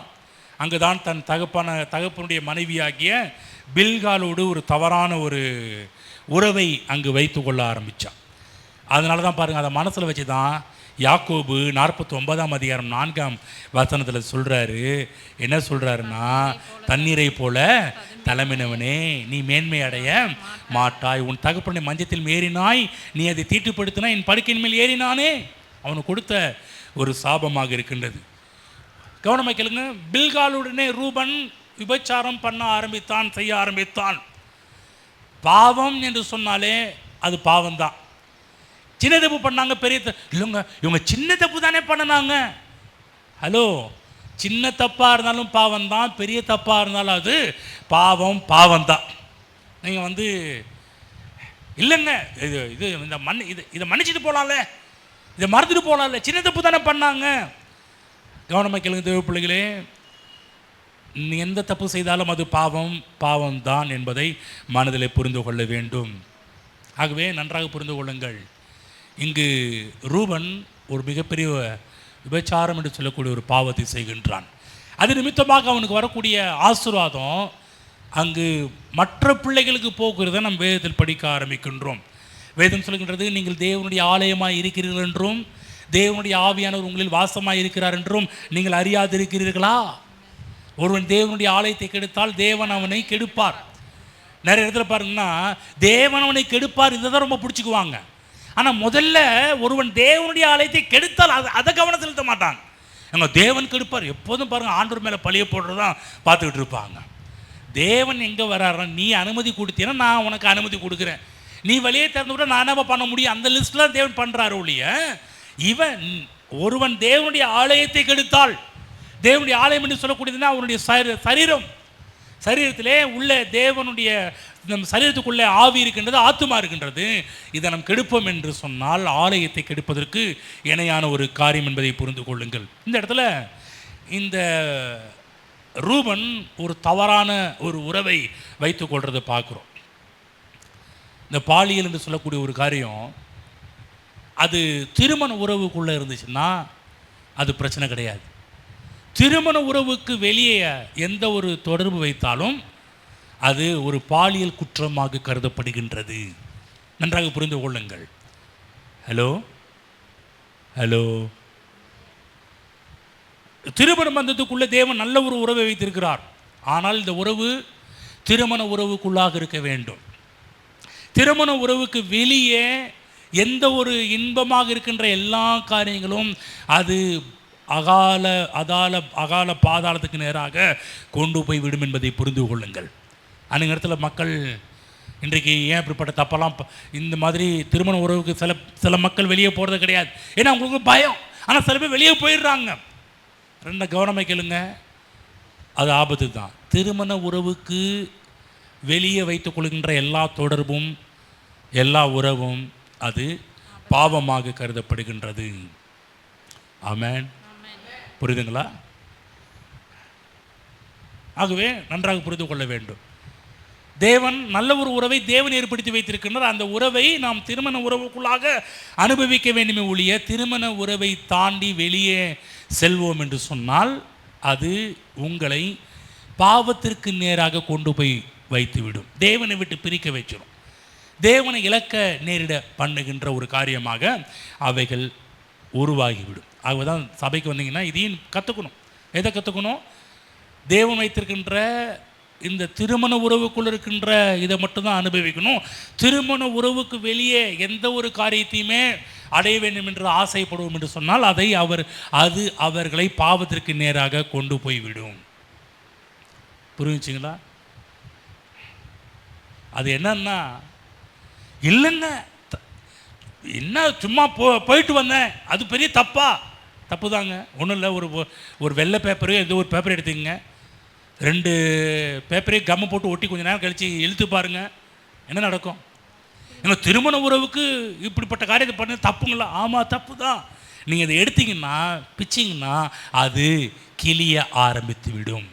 அந்த உறவு அது வேஸ்ட்டாக, அது வீணாக போய்விடும். ஆகவே தேவ பிள்ளைகளே, பைபிளில் போடப்பட்டிருக்குது, அது அந்த பாவம் விளைவுகளை உண்டாக்க ஆரம்பித்து விடும். ஆகதான் வேதத்தில் சொல்லப்பட்டிருக்கிறது, பிசாசுக்கு எதிர்த்து நில்லுங்கள், பாவத்துக்கு எதிர்த்து நில்லுங்கள், பாவத்துக்கு விலகி ஓடுங்கள், பாலிய இச்சைகளுக்கு விலகி ஓடி என்று வேதத்தில் போடப்பட்டிருக்கிறது. சில இடத்துல திருமண உறவுக்கு வெளியே சில உறவுகள் ஆரம்பத்தில் நல்லா இருக்கிறது மாதிரி தான் இருக்கும். ஆனால் ஃபினிஷிங் அது ரொம்ப ஆபத்தில் போய் முடிய ஆரம்பிக்கும். இந்த ரூபன் திருமண உறவை தாண்டி வெளியே போகிறாரு. வெளியே போகிறது என்ன என்று சொன்னால், தன்னுடைய தகப்பனுடைய மனைவி பில்காலை வைத்துக் கொள்கிறாரே, பில்காலோடு சேர்றாரே, அது எவ்வளோ பெரிய தவறு என்று அறியாமல் உள்ள போகிறார். ஆகதான் அது பரிசுத்தத்தை கெடுக்க ஆரம்பிக்கும் என்பதை புரிந்து கொள்ளுங்கள். ஆனால் யோசேப்பு அப்படி கிடையாது. யோசேப்பின் நாட்களில் பார்த்தீங்கன்னா அவருக்கு பாவம் செய்யக்கூடிய எல்லா விதமான ஏதுக்களும் இருந்தது, பாவம் செய்யக்கூடிய எல்லா வழிகளும் இருந்தது. ஆனால் ஒன்று, தேவன் என்னை காண்கிறார், தேவன் என்னை பார்க்கிறார், எப்படி இந்த பாவத்தை செய்வேன் என்று சொல்லி யோசேப்பு பயந்து, அதாவது கர்த்தருக்கு பயந்து ஓடுகிறத நம்ம வேதத்தில் பார்க்கின்றோம். புரியுதுங்களா என்ன சொல்லிட்டு இருக்கிறோம்? வீட்டில் யாரும் இல்லை, பெரிய ஆப்பர்ச்சுனிட்டி நம்ம யோசேப்புக்கு கிடைச்சிருந்துச்சு. யோசேப்புக்கு இருந்துச்சு, போத்திபாருடைய மனைவிக்கு இருந்துச்சு, யாருமே இல்லை, வா ஜாலியாக இருக்கலாம். இன்னைக்கு உலகம் மக்கள் அப்படி தான் கூப்பிடுது. நீ உலகம் ஆண்களையும் கூப்பிடுது, உலகம் பெண்களையும் கூப்பிடுது. நீங்கள் பல ஆப் அதில் உருவாக்கி வச்சிருக்கிறாங்க. யாரும் இல்லை, தனிமையில் இருக்கிறோம், வா பேசலாம், பண்ணலாம், எல்லாமே. கவனமாக கேளுங்க. ஆப்பர்ச்சுனிட்டி, தருணங்களையும் வாய்ப்புகளையும் உலகம் ஏற்படுத்தி கொண்டே இருக்கிறது. நான் சொல்கிறேன், யோசேப்புக்கு ஆப்பர்ச்சுனிட்டி இல்லையா? யோசேப்புக்கு வாய்ப்புகளும் தருணங்களும் ஏராளம் இருந்தது. ஆனால் கர்த்தர் பார்க்கிறார் என்கின்ற உணர்வு யோசேப்புக்கு அதிகமாக இருந்தது. தேவ பிள்ளைகளே, எந்த சூழ்நிலையிலும் நமக்குள்ளாக தேவன் என்னை காண்கிறார், தேவன் என்னை பார்க்கிறார் என்கின்ற உணர்வு, நான் சொல்கிறேன், உங்களை எந்த ஒரு தவறான பழக்கத்துக்கும் உங்களை கொண்டு செல்லாது. நம்ம எந்த மனநிலை வாழ வேண்டும் என்று சொன்னால், தேவன் என்னை கவனிக்கிறார். ஒன்றும் இல்லைங்க, மோசே ஒருத்தனை கொலை பண்ணுறான், முதலாவது ஒரு எகிப்தியனை கொலை பண்ணுறான். எகிப்தியனை கொலை பண்ணும்போது எல்லா பக்கமும் பார்த்தான், இந்த பக்கம் இருக்கிறாங்களா அந்த பக்கம் இருக்கிறாங்களா, எல்லா டைரக்ஷன் திரும்பி பார்த்தான். கடத்தில் ஆளை கொண்டு பொதிச்சிட்டான் வந்து. மோசே எல்லா பக்கமும் திரும்பி பார்த்தாரு, மேலே ஒருத்தர் பார்க்கிறார் என்ற கவனம் இல்லாமல் போச்சு வந்து. நம்ம கூட சில நேரத்தில் அப்படி தான் யோசிப்போம், பக்கத்தில் ஆள் இருக்காங்களா, பக்கத்தில் யாராவது இருக்கிறாங்களா, நம்ம எல்லாம் சுற்றி பார்ப்போம். கவனமாக கேளுங்க, யாருமே இல்லை, நீங்கள் பக்கத்தில் யாருமே இல்லை, இந்த தப்பை பண்ணலாம் என்று யோசித்து கொண்டிருக்கும் போது நான் சொல்கிறேன், மேலே ஒருத்தர் உங்களை வாட்ச் பண்ணிகிட்டே இருக்கிறாரு, உங்கள் மேலே கவனமாக இருக்கிறாரு. அதுதான் தேவ பிள்ளைகளே, கர்த்தருக்கு பயப்படுகின்ற பயம் நமக்கு அவசியம் என்பதை புரிந்து கொள்ளுங்கள். கர்த்தரனை பார்க்கிறார், கர்த்தரனை கவனிக்கிறார் என்ற உணர்வோடு நாம் வாழ வேண்டும். ஆகதான் வேதம் சொல்கின்றது, இச்சைகளுக்கு விலகி ஓடு. ஏன்னா ஆரம்பத்தில் சந்தோஷம் பெருசாக தோன்றும், ஆனால் அது ரொம்ப நேரம் சந்தோஷம் கிடையாது. அது வாழ்நாள் முழுவதும் அவர்களை கஷ்டத்திற்குள்ளாக கொண்டு சென்று விடும் என்பதை புரிந்து கொள்ளுங்கள். அதிர்ச்சியாக இருக்குதா? விளைவு ரொம்ப பெருசு, கொடுக்க வேண்டிய கரையும் ரொம்ப பெருசு என்பதை புரிந்து கொள்ளுங்கள். அவர் தேவ பிள்ளைகளே, முதற் பிறந்தவன் ரூபன், சேஷ்டபுத்திர பாகத்தை உடையவன் ரூபன். முதற் பிறந்தவர்கள் சொன்னாலே கவனமாக, முதற் பிறந்தவர்கள் சேஷ்டபுத்திரர்கள் சொன்னாலே அவர்களுக்கு 2 மடங்கு ஆசீர்வாதம் போகணும். கவனிச்சிங்களா? சொல்லுங்க, 2 மடங்கு பிளஸிங் யாருக்கு போகணும்னா, எல்லாருக்கும் பங்கு பிரிக்கிறாங்கன்னா பெரியவனுக்கு 2 பங்கா பிரித்து வைக்கணும். இதுதான் சேஷ்டபுத்திர பாகத்துடைய பங்கு. அது மட்டுமல்ல, அவர்களுடைய சேஷ்டபுத்திரம் யாரோ அவர் சந்ததியில தான் ராஜாக்களும் பிறப்பார்கள், லேவியர்கள் ஆசாரியர்களும் பிறப்பார்கள். ஆனால் இது யாருக்கு போச்சு? ரூபன் பரம்பரை, ரூபன் கோத்திரத்தில் தான் ராஜாக்கள் தோன்றி இருக்க வேண்டும். ஆனால் இந்த ஆசீர்வாதம் யாருக்கு போச்சுன்னா யூதாவுக்கு போகிவிட்டது. ஆகவே யூதாவின் கோத்திரத்தில் தான் ராஜாக்கள் தோன்ற ஆரம்பித்தார்கள். கவனமாக கேளுங்க. ரூபன் சந்ததி, சொல்லப்போனால் ரூபன் சந்ததியில் தான் ராஜாக்கள் பிறந்திருக்கணும். அந்த பிளெஸிங் அவன்கிட்ட இல்லாததுனால, பிளெஸிங் யூதாட்ட போனதுனால, யூதாட்டிருந்தான் செங்கோல் யூதாவை விட்டு நீங்குவதில்லை என்று சொல்லி அவங்க அப்பா யாக்கோபு ஆசீர்வதிச்சார் வந்து. ஆகவேதான் செங்கோல் என்று சொன்னால் ராஜரீகம், ராஜாங்கம். இது எங்கே உருவானுச்சு? யூதாவினுடைய பரம்பரையில் உருவாக ஆரம்பித்தது. அதே போல் சேஷ்டபுத்திர பாகத்தில் ஆசாரியர்கள் உருவாக வேண்டும். ஆனால் இந்த ஆசாரியத்துவம் எந்த கோத்திரத்துக்கு போக ஆரம்பிச்சிச்சுன்னா லேவி கோத்திரத்துக்கு போக ஆரம்பிச்சிச்சு. கவனமாக கேளுங்க, முதற் பிறந்தவருக்குள்ளே ஆசீர்வாதம் அப்படியே அவன்கிட்ட இல்லாமல் எல்லாமே வழி விலகி போகிறதை நாம் பார்க்க ஆரம்பிக்கின்றோம். அது மட்டும் இல்லை, ஸ்டார்டிங்கில் சொன்னேன், சேஷ்டபுத்திர பாகம் யாருக்கு இருக்குதோ அவங்களுக்கு 2 மடங்கு பிளெஸிங். இந்த 2 மடங்கு பிளெஸிங் யார்கிட்ட போச்சு தெரியுங்களா? யோசேப்பினுடைய 2 பிள்ளைகளுக்கும் போக ஆரம்பிச்சிச்சு.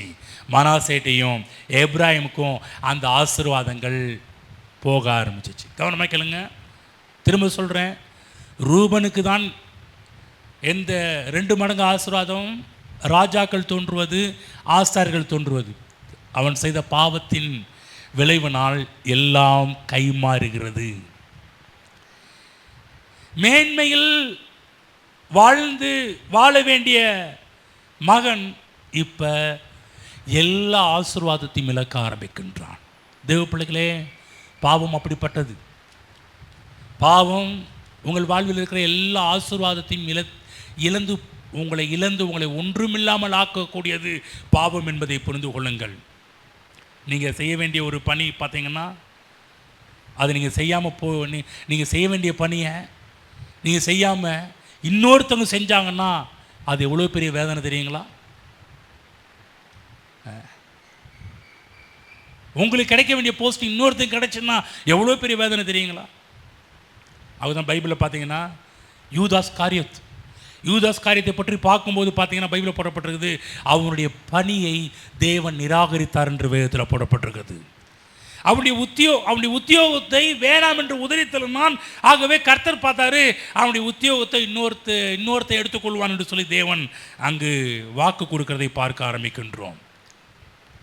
தேவன் எப்போதுமே வாக்கு மாறாதவர்.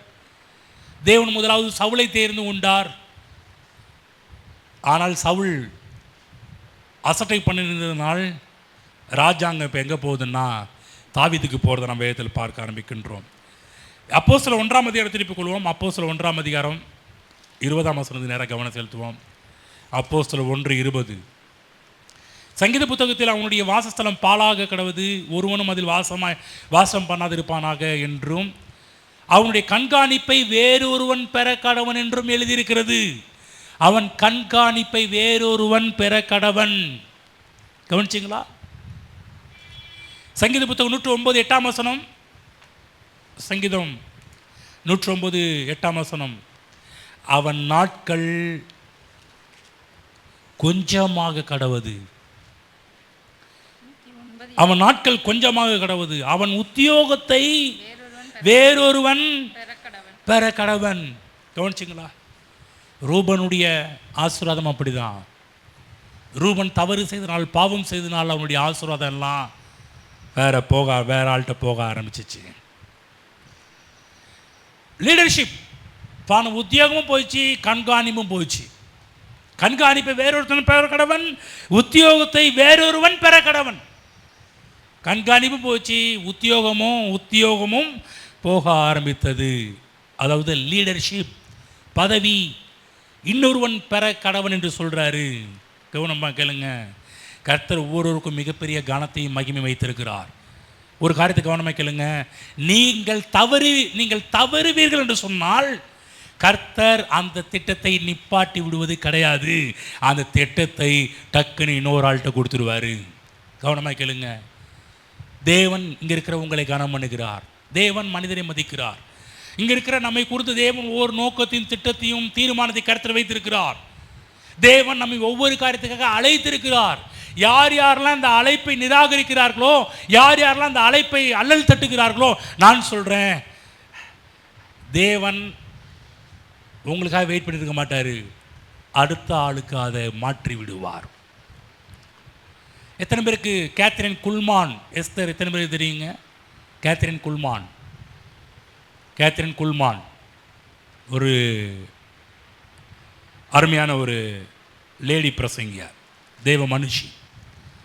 கர்த்தரால் அமெரிக்க தேசத்திலே பயங்கரமாக வல்லமையாக பயன்படுத்தப்பட்டவர்கள் தான் இந்த கேத்ரின் குல்மான் எஸ்தர் என்று சொல்லக்கூடிய பெண்மணி. அவங்க கூட்டத்தில் அற்புதங்களும் அடையாளங்களும் ஏராளமாக நடக்க ஆரம்பிக்கும். இன்னும் சொல்லப்போனால் சொல்லி முடியாத அற்புதங்கள் நடக்க ஆரம்பிக்கும்.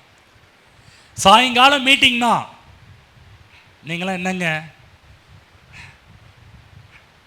நம்ம ஊரில் ஒருத்தர் சிஎம் ஆகிருக்கிறார் இல்லைங்களா, அவரை பார்க்குறதுக்கு மக்கள் போவாங்க, முன்னாடியே போய் உட்காருவாங்கன்னு. இவங்களை காட்டிலும் இந்த கேத்ரின் குல்மான் ஒரு ஊழியக்காரி அம்மா இருந்தாங்க பாருங்கள். இந்த அம்மாவுடைய கூட்டம் சாயங்காலம் ஆரம்பிக்குதுன்னா காலையிலேயே மக்கள் அவ்வளோ அலைமோதி கொண்டு அந்த கூட்டத்துக்கு போகிறதுக்கு நிற்பார்களாம். யோசிச்சு பாருங்க, இவர் பெரியவரா, அந்த அம்மா அன்னைக்கு பெரியவங்களா இருந்தாங்களா? கேத்ரின் குல்மான் காலையிலே அவ்வளவு கூட்டம். காலையில் நான் சொல்கிறாங்க வந்து காலையில் சாயங்காலம் மீட்டிங்கன்னா காலையில் 4 மணிக்கு ரோட்டில் நிற்க ஆரம்பிப்பாங்களாம் மக்கள், அந்த மீட்டிங் அட்டெண்ட் பண்ண சொல்லிட்டு வந்து இடம் பிடிப்பதற்கு, அந்த மீட்டிங்கில் இடம் பிடிப்பதற்காகவே பனி என்று பார்க்காமல், வெயில் என்று பார்க்காமல் அவ்வளவு மக்கள் அலைமோதுவார்களாம். யோசிச்சு பாருங்க. ஏன்னு சொன்னால் அவ்வளவு மெராக்கள், அவ்வளவு அதிசயங்களும் அற்புதங்களும் அந்த அம்மாவுடைய கூட்டத்தில் நடந்து கொண்டே இருந்துச்சு. அந்த அம்மா தன்னுடைய டைரியில் எழுதுகிறாங்க, சாட்சியாக சொல்கிற ஒரு காரியம் என்னன்னா, இந்த ஊழியத்தை வந்து தேவன் வந்து முத என்கிட்ட கொடுக்கறதுக்கு முன்னாடி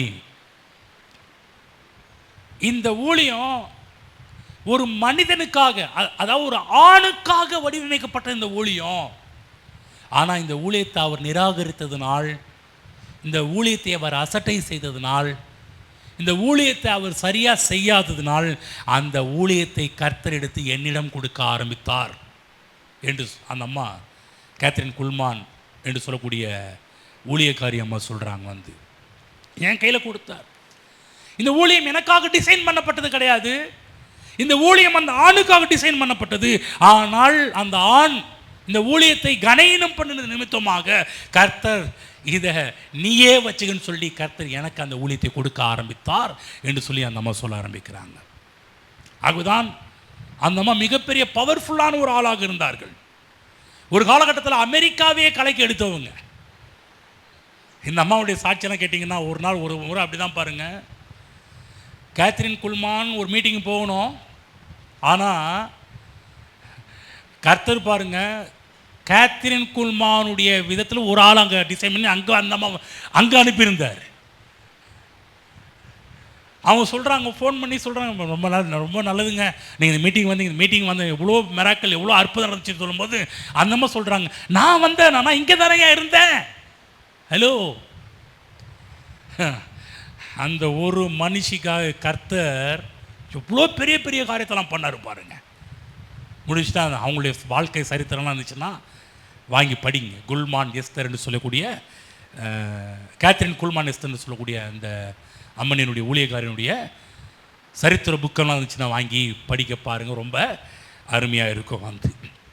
ஆமென். சொல்கிறது புரியுதுங்களா? ஆகவே தேவ பிள்ளைகளே, இங்கு ஒரு காரியம் சொல்லி முடிக்கிறேன். நிறைய பேச அடுத்த வாரம் தொடர்றேன். ரூபன் நிராகரிக்கப்பட்டதனால் ரூபனுக்கு போக வேண்டிய எல்லா ஆசீர்வாதங்களும் இன்னொருத்தருக்கு போக ஆரம்பிச்சிருச்சு. நான் உங்களுக்கு சொல்கிற கடைசி சொல்கிறேன். நீங்கள் என்னென்னைக்கெல்லாம் தேவனுடைய காரியத்தை அசட்டை செய்கிறீர்களோ, தேவன் கொடுத்த ஊழியத்தை அசட்டை செய்கிறீர்களோ, தேவன் கொடுத்த வரங்களை அசட்டை செய்கிறீர்களோ, தேவன் கொடுத்த ஆற்றலையும் தேவன் கொடுத்த எல்லா காரியத்தையும் திறமைகளையும் நீங்கள் அசட்டை செய்கிறீர்களோ, நான் சொல்கிறேன், அது நீங்கள் நினைக்கிறீங்களா கர்த்தர் இதை எடுத்து போட மாட்டான்னு நினைக்கிறீங்களா? இல்லை, உங்களை மாதிரி ஒருத்தங்க கர்த்தர் வச்சிருப்பா, அவங்களுக்கு அந்த ஊழியங்கள் அவர்கள் பக்கம் திரும்ப ஆரம்பித்து விடும் என்பதை மனதில் வைத்துக் கொள்ளுங்கள். ஆமென். புரிஞ்சுச்சிங்களா? அந்த மாதிரி எவ்வளவோ சாட்சிகளை நான் சொல்ல முடியும். ரூபனை பற்றி சொன்னேன். ரூபனுக்கு வரக்கூடிய எல்லா ஆசீர்வாதம் எப்படி லேவிக்கும் யூதாவுக்கும் மனாசே எப்ராயுக்கும் போனதோ, தவறு செய்த நிமித்தமாக, அசட்டை செய்த நிமித்தமாக, பாவத்தின் நிமித்தமாக போனது. ஆகவே தேவ பிள்ளைகளே, பாவம் என்ற ஒரு காரியம் என்கின்ற விஷயத்தில் கவனமாக இருங்க. நம்ம செய்ய கர்த்தர் அதுவும் அவர் மன்னிக்கிறதுக்கு தயை பெருத்திருக்கிறாருங்க. அவர் கிருபை உள்ளவருங்க, அவர் இரக்கம் உள்ளவருங்க, அவர் ஒன்றுமே என்ன செய்ய மாட்டாருங்க. அவர் இரக்கங்கள் அது ஒவ்வொரு நாளும் எனக்கு புதுசாக இருக்குது. அதனால் என்ன தப்பு பண்ணாலும் பண்ணிக்குவேன் நீங்கள் நினச்சிட்டு இருப்பீங்கன்னா கவனமாக கேளுங்க. உங்கள் மேலே இருந்த அபிஷேகம் இன்னொரு ஆளுக்கு போக ஆரம்பிக்கும். வேதத்தில் இன்னொன்று சவுலின் மேலே இருந்த அபிஷேகமும் பறிக்கப்பட்டு தாவீதுக்கு போக ஆரம்பிச்சிச்சு. ஆக நன்றாக கவனிங்க. ஏதாவது தேவனுடைய காரியத்தில் உண்மையாக இருங்க, தேவனுடைய காரியத்தில் உத்தமத்தோடு இருங்க. தேவன் உங்களை நம்புகிறார். யாரெல்லாம் அந்த நம்பிக்கைக்கு நம்ம அபாத்திரவான்களாக இருக்கிறோமோ நன்றாக கவனமாக கேளுங்க. உங்களிடம் இருக்கிற பதவி, அந்தஸ்து, உயர்வு எல்லாம் பறிக்கப்பட்டு இன்னொரு ஆளுக்கு போக ஆரம்பித்து விடும். எழுந்து நிற்போம். ஆகவே see the son, ரூபனை பாரு, குமாரனை பார். நான் சொல்கிறேன், உங்கள் வாழ்வு எங்கே இருக்குதுன்னா குமாரனை பார்ப்பதில் உங்கள் வாழ்வு இருக்குது, கிறிஸ்துவை பார்ப்பதில் உங்கள் வாழ்வு இருக்குது. ஆகவே உங்கள் வாழ்வை எப்படி ஆரம்பிக்கணும், இந்த செய்தி எப்படி ஆரம்பிக்கணும் தெரியுங்களா? கிறிஸ்துவை உற்று நோக்கி நம்முடைய வாழ்வை ஆரம்பிக்க வேண்டும். அதற்காக கர்த்தர் அழைத்திருக்கிறார். அவருடைய சாயலுக்கு ஒப்பாக தேவன் நம்மை மாற்றி கொண்டிருக்கிறார். நான் சொல்கிறேன், அந்த சாயலை நாம் அடைய வேண்டும் என்று தேவன் விரும்புகிறார். ஆகவேதான் எபிரேயன் சொல்கிறாரு, கிறிஸ்து இயேசுவை கவனித்து பாருங்கள். இந்த ஆல்பம், இந்த வேத ஆல்பத்தில், பிதாவாகிய தேவன் உருவாக்கின ஆல்பத்தில் முதல் பக்கத்தில் இருந்து கடைசி பக்கம் யாரை டிசைன் பண்ணி வச்சிருக்கிறார்னா கிறிஸ்துவை பிதாவாகிய தேவன் டிசைன் பண்ணி வச்சிருக்கிறார். அவரை பாருங்க. see the son, குமாரனை பாருங்கள். ஆமென். ஹல்லேலூயா. இயேசுவை உற்று நோக்கி அவரை துதிப்போம். ஸ்தோத்திரம் பிதாவே, உமக்கு நன்றி ஆண்டவரே, எங்கள் இயேசுவுக்காக நன்றி. ஓ உமக்கு ஸ்தோத்திரம் ஆண்டவரே. ஹல்லேலூயா, ஹல்லேலூயா. எங்களுக்காக இந்த உலகத்தில் வந்தவரே, எங்களை மீட்டவரே, எங்களை ரட்சித்தவரே, எங்களுக்காக பாடுபட்டவரே, துக்கம் அனுபவித்தவரே, ஓ நெருக்கப்பட்டவரே, நசுக்கப்பட்டவரே, பிழியப்பட்டவரே, அந்தகார கேடு அடைந்தவரே, எங்களை மீட்பதற்காக ஓ ஸ்தோத்திரம் ஸ்தோத்திரம் ஸ்தோத்திரம். முதற் பேரானவராகி நீர் நிராகரிக்கப்பட்டீரே, நீர் தூஷிக்கப்பட்டீரே ஆண்டவரே. முதற் பேரான நிராகரிக்கப்படுகிறார் என்று சொன்னால் இளைய குமாரர்களுக்கு அந்த ஆசீர்வாதம் எல்லாம் வர வேண்டும் என்பதற்காகவே இளைய மூத்த குமாரர்கள் நிராகரிக்கப்பட்டார்களே. நீர் பண்ணப்பட்டீர் என்று சொன்னால் எங்களுக்கு அந்த ஆசீர்வாதம் வர வேண்டும் என்று சொல்லி நீர் கல்வாரி சிலுவைக்கு சென்றீரே. பாவமானீரே, எங்களை நீதியாக்கிட, சாபமானீரே, எங்களை ஆசீர்வதித்திட, காயமானீரே, எங்கள் நோய்கள் தீர்த்திட, எங்களுக்காக எல்லாவற்றையும் கல்வாரி சிலுவையிலே செய்து முடித்த தேவனே உம்மை துதிக்கிறோம் கர்த்தாவே. ஹல்லேலூயா. உடைய பிள்ளைகள் ஒவ்வொரு நாளும் நோக்கி பார்க்கட்டும். எங்கள் அன்பின் பிதாவே, இயேசு கிறிஸ்துவின் நாமத்தில் நம்முடைய சமூகத்தில் இருக்கிறோம். இன்று எங்களோடு பேசுகிற நம்முடைய வார்த்தையில் கரண்டி செலுத்துகிறோம். ஆண்டவரே, நம்முடைய வார்த்தையிலிருந்து உம்மை நோக்கி இயேசுவை நோக்கி பார்க்க வேண்டும் என்ற ஒரு வார்த்தையை எங்களோடு பேச ஆரம்பித்ததற்கு கரண்டி செலுத்துகிறோம். உம்மை பார்ப்பதற்கு எங்கள் வாழ்வை அர்ப்பணிக்கின்றோம் ஆண்டவரே. ஹல்லேலூயா. இங்கே இருக்கிற ஒவ்வொருவரும் உம்மை நோக்கி பார்க்கட்டும் கர்த்தாவே. அவர்கள் அவரை நோக்கி பார்த்து பிரகாசம் அடைந்தார்கள் என்று நாங்கள் வேதத்தில் பார்க்கிறோமே. அதே போல இங்கே இருக்கிற ஒவ்வொரு பிள்ளைகளும் உம்மை நோக்கி பார்ப்பதன் மூலமாக பிரகாசம் அடையட்டும். மகிமையின் மேல் மகிமையும், கிருபையின் மேல் கிருபையையும், தயவின் மேல் தயவும், இரக்கத்தின் மேல் இரக்கத்தையும், பெருக்கத்தின் மேல் பெருக்கத்தையும் நம்முடைய பிள்ளைகள் பெற்று வாழட்டும் என்று நம்முடைய பிள்ளைகளை ஆசீர்வதிக்கிறேன். கையின் பிரயாசங்கள், குடும்ப வாழ்வு, பொருளாதார வாழ்வு, சுக காரியங்கள் எல்லாம் உற்றிலும் நம்முடைய பிள்ளைகள் தலை தோங்கட்டும் என்று நம்முடைய பிள்ளைகளை ஆசீர்வதிக்கின்றோம். ஹல்லேலூயா. சுகமும் சமாதானமும் ஒவ்வொரு நாளும் நம்முடைய பிள்ளைகள் வாழ்விலே வாசமாக இருப்பதாக என்று ஆசீர்வதிக்கிறேன். தேவ கிருபை தாங்கி நடத்துவதாக இயேசு கிறிஸ்துவின் நாமத்தில் பிதாவே, ஆமென். நம்முடைய கர்த்தராகிய இயேசு கிறிஸ்துவின் கிருபையும், பிதாவின் அன்பும், பரிசுத்த ஆவியினுடைய அந்நியமும் ஐக்கியமும் வழிநடத்தலும் பாதுகாப்பும் பராமரிப்பும் என்றும் என்றும் நம்மோடு அநேக பரிசுத்தவான்களும் கூட இருப்பதாக, ஆமென். என் ஆத்துமாவே கர்த்தரை ஸ்தோத்திரி, என் முழு உள்ளமே கர்த்தரை பரிசுத்த நாமத்தை ஸ்தோத்திரி. என் ஆத்துமாவே கர்த்தரை